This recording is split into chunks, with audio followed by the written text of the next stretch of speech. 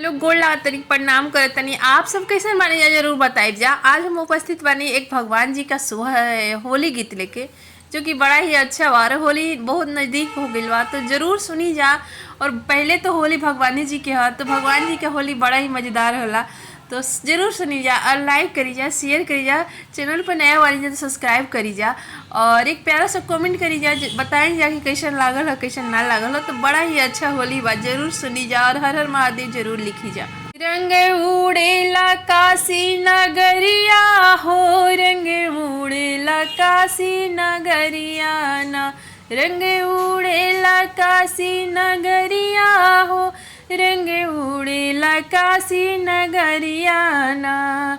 उड़ता उड़त रंग गईले अवधपुरे, उड़ता उड़त रंग गईले अवधपुरे, अवधपुरे गईले हो अवधपुरे गईले। अरे सीता के भिंजे चुनरिया ना, रंग उड़ेला काशी नगरिया में। अरे सीता के भिंजे चुनरिया ना, रंग उड़ेला काशी नगरिया में। रंग उड़ेला काशी नगरिया में, रंग उड़ेला काशी नगरिया में। रंग उड़ेला काशी नगरिया में, रंग उड़ेला काशी नगरिया में।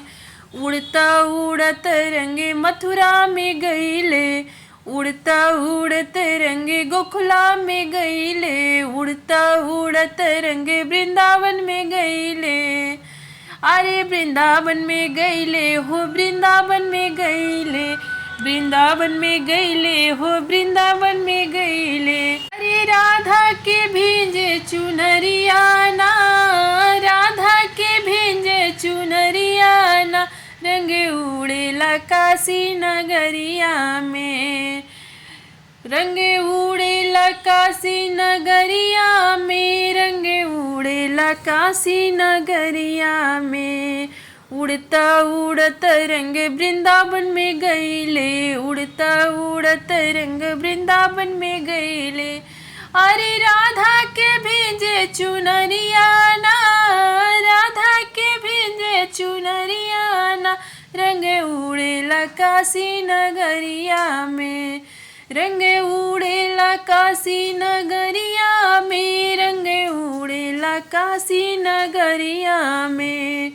उड़ता उड़त रंग पर्वत पर गईले, उड़ता उड़त रंग पर्वत पर गईले, पर्वत पर गईले हो पर्वत पर गईले, पर्वत पर गईले हो पर्वत पर गईले। अरे गौरा मैया के भेंजे चुनरिया ना, गौरा मैया के भेंजे चुनरिया ना।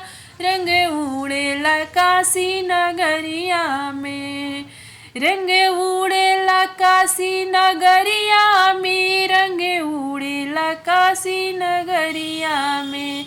अरे गौरा के भिंजे चुनरिया ना, रंग उड़ेला काशी नगरिया में। अरे गौरा के भिंजे चुनरिया ना, रंग उड़ेला काशी नगरिया में, रंग उड़ेला काशी नगरिया में, रंग उड़ेला काशी नगरिया में, रंग उड़ेला काशी नगरिया में, रंग उड़ेला काशी नगरिया में।